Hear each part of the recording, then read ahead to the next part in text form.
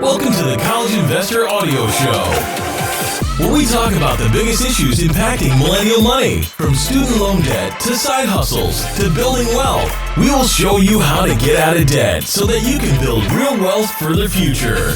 Hello and welcome to the show today. So glad you're hanging out with us. Thanks so much for being here as we talk about the cheapest health insurance for college students. Nice. But first, a quick word from our sponsor. A credit union that offers Bitcoin?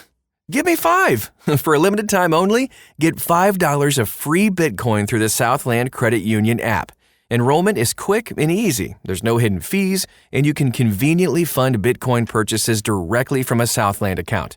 Claim your free Bitcoin today by going to thecollegeinvestor.com/Southland. Bitcoin accounts and services provided by NYDIG. Not NCUA insured. Restrictions apply to Bitcoin bonus. See terms. And don't forget to check out thecollegeinvestor.com/Southland to sign up. All right, let's get to it. If you're a college student or a graduate student looking for inexpensive health insurance options, maybe you're going off to college for the first time. Maybe you're an older student who no longer gets health care under your parents' insurance. If any of this is true, the guide today outlines what your options are and when you should consider these options. So first of all, let's talk about your parents' health insurance. I know if you're under 26 or even 29 in New York, your parents can generally keep you on their insurance plan, which is nice. Generally, if you're going to school in state, your parents' health insurance plan is going to cover all of your medical needs. If paying for you isn't a financial hardship for your parents, this can be a cost-effective way for you to stay covered. I did this, but before you decide this is definitely the coverage option for you, let's consider a few drawbacks to this. A lot of health insurance plans are state-specific, and the in-network doctors might be limited to a few near your parents' hometown. If you're headed out of state, you might want a different or even a supplemental insurance option. This can especially be important to consider if you've got a chronic condition that might require regular appointments. Another drawback to being on your parents' insurance is the cost to your parents. Some parents may not be able to afford to pay for your insurance anymore. Before assuming that your parents are just willing to keep you covered, go ahead and have a frank conversation about the costs and whether your parents can handle them. If you've got a decent job while you're at school, you might want to consider reimbursing your parents for the cost of keeping you covered. Now let's talk about school-sponsored insurance. These are the programs that are often a good fit for international students who need health insurance coverage while they're in the States. The plans tend to be fairly affordable too, and after paying for the premiums, coverage at the on-campus medical centers may be free or at least very inexpensive. Coverage tends to run from the start of one semester to the end of it, with up to a few weeks of overlap. However, school-sponsored insurance plans aren't going to be perfect. If you need to see a specialist, the specialist may not be covered or at least only be covered at a higher rate. Some school insurance plans allow you to add dependents as well, including your spouse or even kids, while others don't. Additionally, school-sponsored insurance isn't always the most cost-effective options, especially for students who need insurance for a spouse and dependents. Now, before you buy school-sponsored insurance, be sure to compare the plan to the alternatives. Even though you're eligible for school-sponsored insurance, you and your spouse and children, if applicable, may be eligible for health insurance subsidies or even free health insurance. So, for example, you might qualify for free health insurance, Medicaid, if you are legally independent student who has a fairly low income.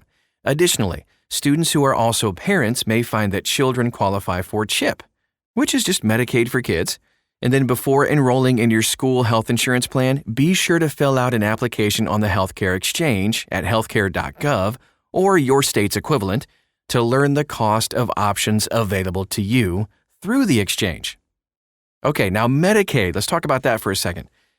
If nobody claims you as a dependent on your taxes and you don't live with your parents, you might qualify for free health insurance through Medicaid. No kidding.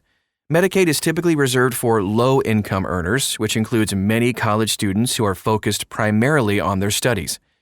Your ability to qualify for Medicaid will depend on whether you're a dependent by tax standards, whether you live with your parents, your income, and, of course, some other factors. But if you're a student with a spouse or kids, your spouse or your children might qualify for Medicaid even if you get your insurance elsewhere. You can apply for Medicaid through the Federal Healthcare Exchange or through your state's exchange. The Healthcare Exchange. Perfect segue to this one. Okay, higher earning students and those who live outside their parent state might find that buying health coverage through the Healthcare Exchange might actually be their best option. When you buy insurance through the Healthcare Exchange, you may qualify for premium tax credits. Your credits depend on a few factors, though. Your household income, which includes your parents' income if you are a dependent, your household size, including your parents if you are a dependent, and whether you're eligible for employer-sponsored health insurance in your state. If you don't have employer-sponsored insurance and your parents' insurance isn't your best option, a plan through the Healthcare Exchange could be a good option for you. Now let's move on to catastrophic coverage plans. If you're healthy, under the age of 30, and a high-income earner, a catastrophic health insurance plan available through the healthcare exchanges could actually be a decent option for you.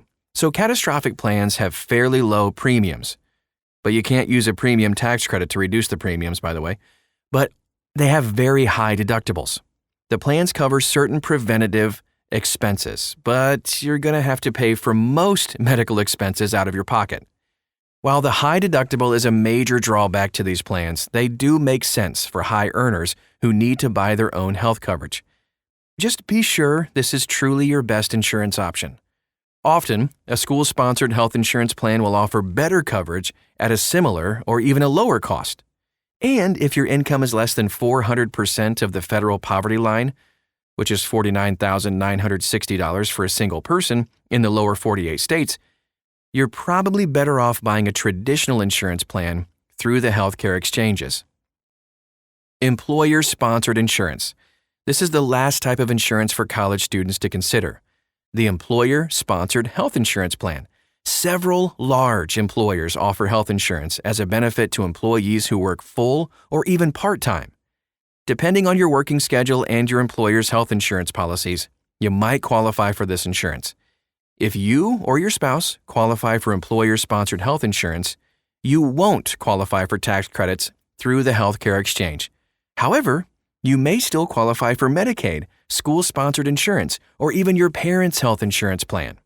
The quality and cost of employer-sponsored health insurance plans vary, of course, by employer, so just be sure to compare your option, if you have one, to other options. If you're a side hustler, you can also look at services like Sidecar Health. There's another option yet, and I have experience actually using one of these, a health sharing ministry.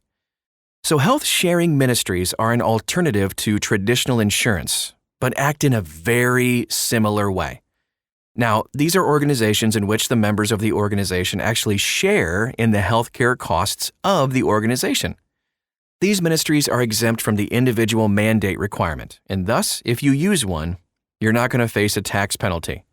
These programs, though, do typically require adherence with specific religious or other principles, so because of that, might not be suitable for everyone. There are also risks of not getting the coverage you need because you don't meet certain requirements. However, most users of health sharing ministries are extremely happy with the cost and care they receive. It's really cool, and it's an incredibly popular option for young adults, especially those who are self-employed and are active in the gig economy and don't have access to other insurance plans. We have a complete review that you can check out of Medi-Share, which is one of the most popular ones, at thecollegeinvestor.com. You can also find all kinds of links to everything we talked about today right inside this article. All you have to do is copy and paste the title of the podcast in the search bar at thecollegeinvestor.com. Thanks again for stopping by today. We hope it was helpful to you, and we'll talk to you again real soon.